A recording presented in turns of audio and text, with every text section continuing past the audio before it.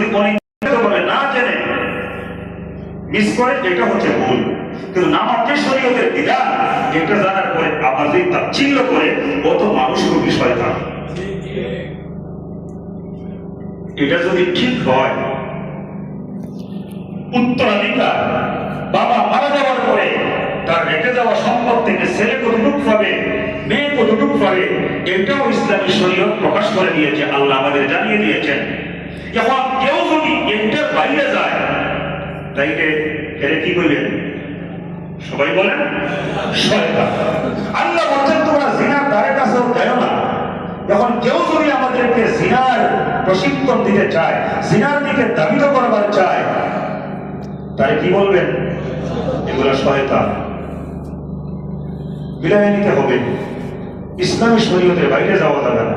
শরীয়তের সাথে যার ভালোবাসা আছে তার সাথে আমার ভালোবাসা থাকবে। ইসলামী শরীয়তের সাথে যার ভালোবাসা নাই, ওই শয়তানের সাথে আমার কোনো ভালোবাসা নাই। এটা হচ্ছে মুমিনের ঈমানের বহিঃপ্রকাশ।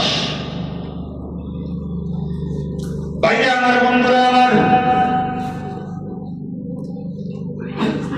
সূরা কাহফ 57 নম্বর আয়াত, আল্লাহ রাব্বুল আলামিন বলেন, ومن أظلم ممن ذكر بآيات ربه فأعرض عنها ونسي ما قدمت يداه ومن أظلم, ওই ব্যক্তির চাইতে বড় জালেম আর কে হতে পারে? আল্লাহ ওয়াজ করতেছে, আমার আল্লাহর ওয়াজ শুনেন, এগুলো কিচ্ছু কাহিনী না, কোরআনের আয়াত। ওমান আযলামু মিম্মান, ওই ব্যক্তির চাইতে বড় জালেম আর কে হতে পারে?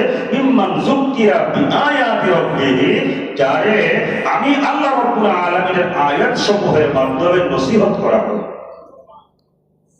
নসিহত হবে কি দিয়া? আল্লাহর আয়াত দিয়া। আল্লাহর আয়াত কোনগুলা?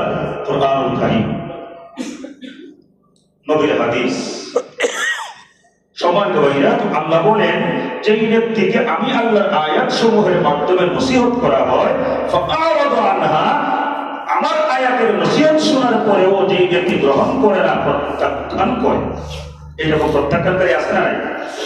ওয়ানাসিয়া মা কদ্দামাত ইয়াদা, নিজ কৃত কর্মসমূহ ভুলে যায়।